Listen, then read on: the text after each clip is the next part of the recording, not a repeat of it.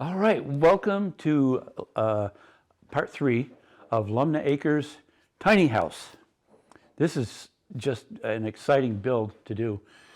We're going to spend pretty much the whole day here in the shop building components and walls. There's going to be 19 wall sections on the first floor. We have to make them, each one 8 feet will be the length of the wall. Because the height of the wall is 10 feet, we can't transport that over the road without a permit, so that's not worth doing. It's just as easy, plus they're 2x6 walls, so they're a little bit heavier. So that's why we're going to do that. We'll use pressure-treated bottom plates with sill seal underneath between the bottom plate and the concrete. People ask that a lot of times, and we always do that. The top plates will be spruce, pine or fir, SPF. So Chad's outside cutting the header material right now for all the windows and door openings. We'll bring those in. We'll set up, you can't really see it over here. We haven't done it yet. We'll set a wall or a framing table over here. Basically just 2 sawhorses with a full sheet of plywood. So we'll build the window and door openings, all the headers, studs, jack studs, so on, cripples, sill. That will be one unit so that when we put the wall together, we can just slip that in wherever it goes. Saves a little bit of time doing that.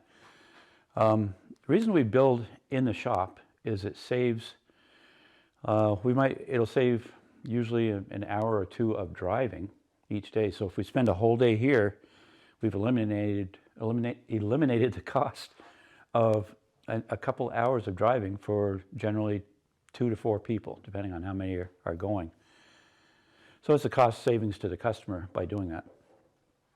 By the way, speaking of the customer, Al and Gina, they're just super people. I'll leave a link at the very end, and I'll try to get it right, and to their channel.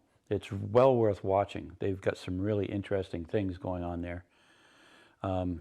Solar panel, off-grid, stuff I don't know much about, but I expect I'll be learning from Al and Gina about that. So it's kind of a twofold experience here. I'm going to be learning a lot about how to grow a chicken and maybe even a garlic bulb or something. But anyway, this is what we're going to do, so let's get to it. I'll also leave a link in the description box for their channel. Thanks. So 2 more at 39, you said?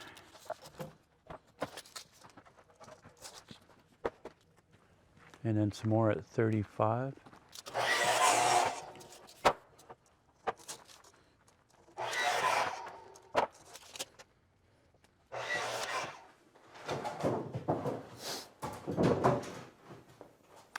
All right, I wanted to explain how we determine where the walls are going to go after we've built them here and we get on the job site.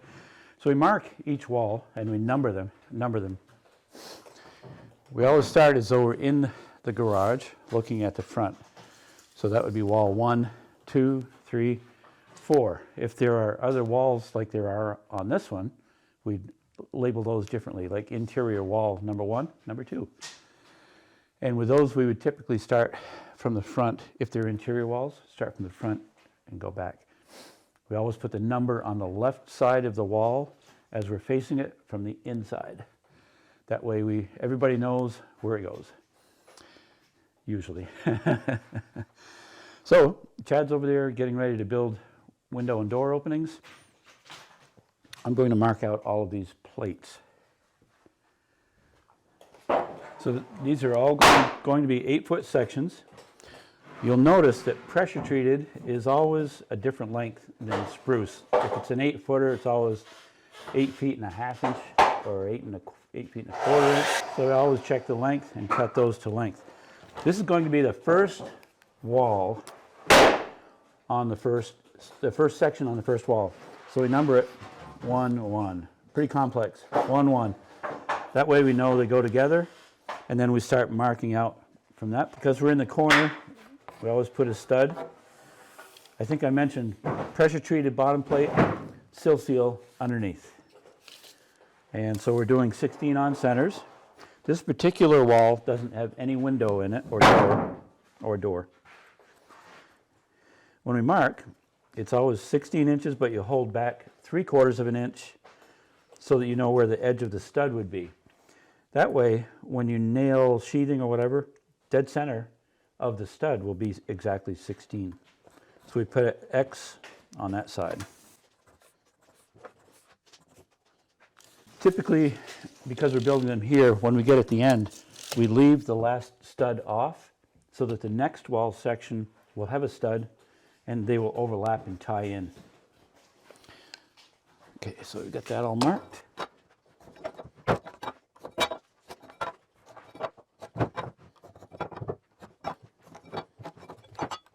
There it is. And what we do is we mark them. We start with the very first wall that we intend to put up. Then after we mark all the walls, they're in basically reverse order because we'll be putting 1, 2 on top of this, 1, 3 on top of that, and so on.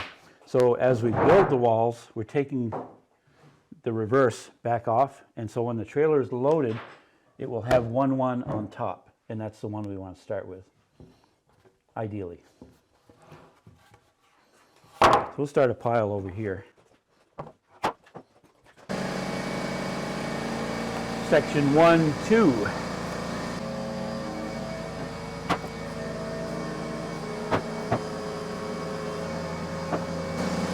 So this is the end of the first wall. There'll be a stud that goes on here, flush at the end. This is wall section 1, 3. Also at the end here, or the start of this wall, typically if we're doing a garage, we don't do an inside corner, but because it's going to be a house, we will put an inside corner. We'll do that on site so that when whatever wall finish they put on, they need a nail there. So we'll do that on site and you'll see how we do that.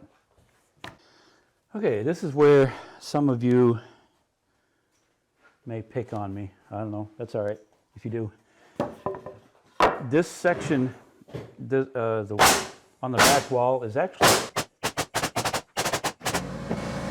10 feet long, but we're doing 8-foot sections, so we're short 2 feet.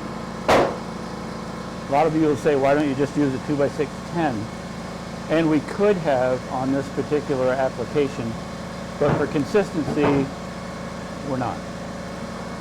We're just going to add a little 2-foot wall onto the end, which will butt into that one, the one that I just marked. Again, you'll see this on site when we get there, how they fit. Okay, I moved outside because it was a little noisy in there. Didn't think you could hear me. So this is on wall 2, the back wall. We've done one 8-foot section. That part of the room is 10 feet wide. And so it goes from an 8-foot high wall to a 10-foot high wall. So we needed a little baby short wall to finish off the first 10 feet of that entire back wall. You'll see how it looks once it's up to get a better idea of it. So we still give it a full number, a 2-2, even though it's a little baby wall section. It's worthy of 2 studs, 1 on each end. All right, so on to wall section 2, 3. This again, I've already cut these, will be an 8-foot section, but the studs will make the wall 10 feet high. We're going to start with a stud right on each end, on this end. And then when we put the wall sheathing on, we'll make sure that we overlap this joint to tie both the 10-foot high wall and the 8-foot high wall, tie it together. So, but we're going to start over again with 16 centers, so we have a good starting point. The entire back wall has no windows downstairs. There will be some upstairs.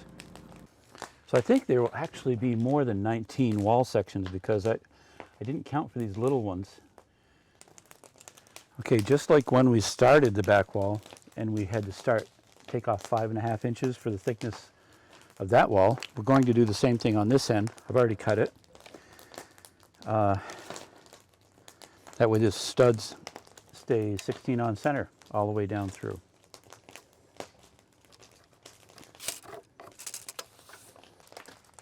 That completes the back wall. 6 sections back there. So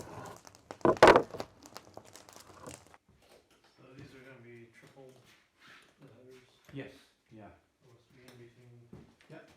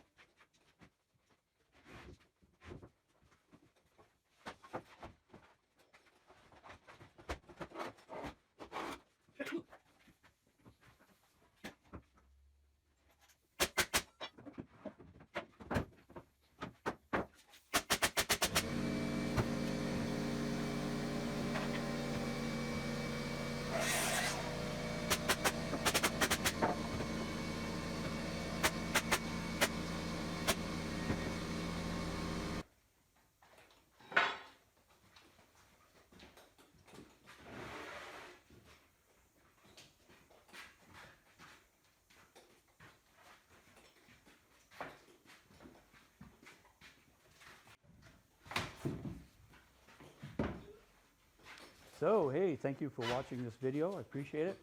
If you enjoyed the video, please subscribe if you're not already a subscriber. Hit the like button, make a comment, and we'll have more videos coming out. Thanks again.